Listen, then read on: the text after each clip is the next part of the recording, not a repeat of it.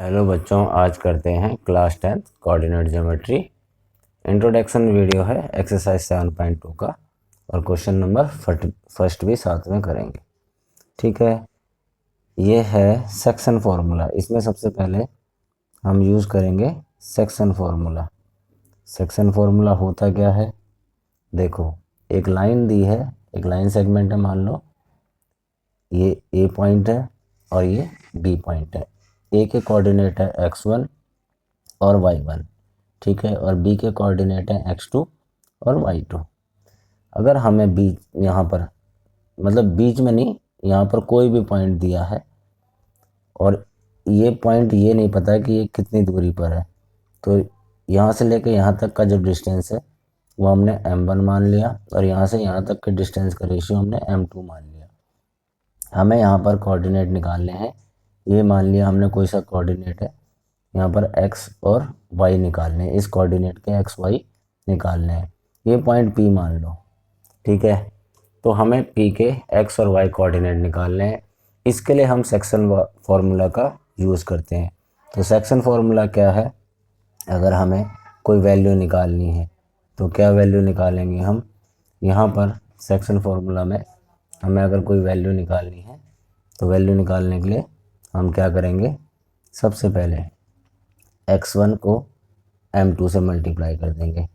x1 into किससे, m2 से, है ना, m2 से प्लस यहाँ पर x2 को m1 से मल्टीप्लाई कर देंगे, x2 को मल्टीप्लाई कर देंगे m2 से, ठीक है। तो यहाँ पर हमें x का वैल्यू मिल जाएगी, x कोऑर्डिनेट की वैल्यू मिल जाएगी। यहाँ नीचे रखेंगे m1 प्लस m2, इसको बोलते हैं हम सेक्शन फार्मूला, ठीक है। फर्स्ट अगर x की वैल्यू हमें निकालनी है, x का हमें x कोऑर्डिनेट निकालना है, तो x1 को m2 से मल्टीप्लाई करेंगे, x2 को m1 से मल्टीप्लाई करेंगे, नीचे m1 प्लस m2, ये रेशियो हम लगा देंगे। बाकी हम क्वेश्चन में इन चीज़ों को सीख लेंगे अच्छे से, ठीक है। तो वहाँ समझ में आ जाता है ये y। अगर हमें y कोऑर्डिनेट निकालना है तो क्या करेंगे, m1 को y2 से मल्टीप्लाई कर देंगे, y2 multiplied by m2 plus का साइन आएगा। फिर अब y2 को m1 से मल्टीप्लाई करेंगे, ठीक है, y2 को m1 से और y1 को m2 से, और y1 को किससे, m2 से। इस तरह से हम मल्टीप्लाई कर देंगे। आगे पीछे हो सकता है, कोई दिक्कत नहीं है, ठीक है। m1 को इसी तरह से हमने नीचे रख देंगे m1 प्लस m2, क्या, m1 को y2 से मल्टीप्लाई और m2 को y1 से। इस तरह से हमारे x और y के कोऑर्डिनेट निकल जाएंगे।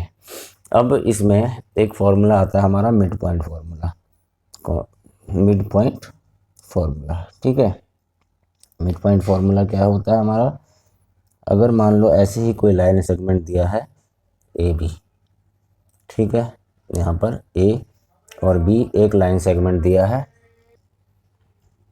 अब ए के पॉइंट हैं x1 और y1 कोऑर्डिनेट, और बी के कोऑर्डिनेट है x2 और y2, ठीक है। यहाँ पर कोई p पॉइंट दिया है x और y।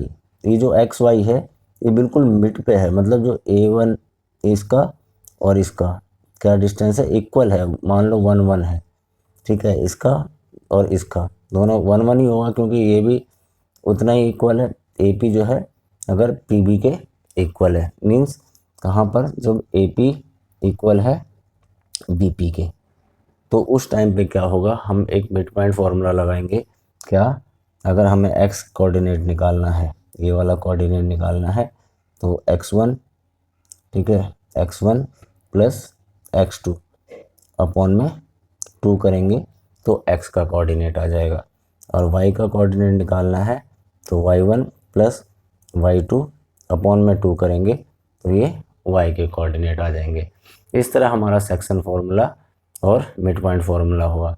यही जो है हमारा 7.2 एक्सरसाइज में हम यूज़ करेंगे। उसको करते हैं हम नेक्स्ट पेज पर। क्वेश्चन नंबर फर्स्ट दिया है, find the coordinate of the point which divide the join of -1 7 and 4 - 3 in the ratio 2 3। ठीक है, एक लाइन दी है हमें इसके कोऑर्डिनेट निकालने हैं।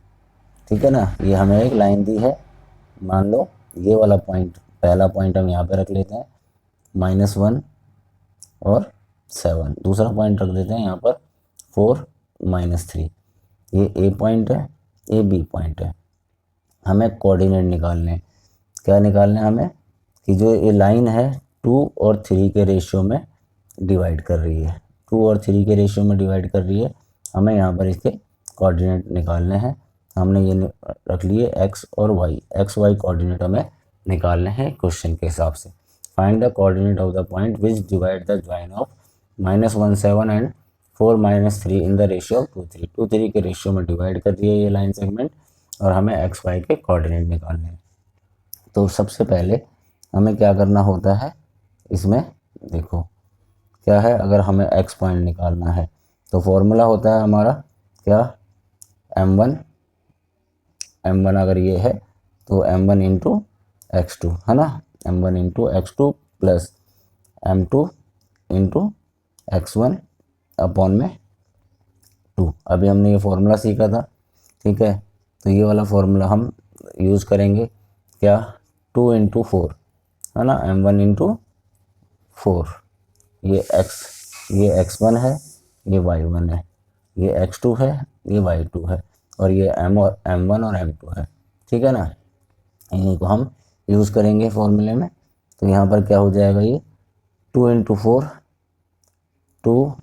4 प्लस 3 इंटू यहाँ पर -1 है ना, 3 इंटू -1 और प्लस में m1 और m2, 2 + 3। इससे हमारा क्या निकलेगा, x का कोऑर्डिनेट।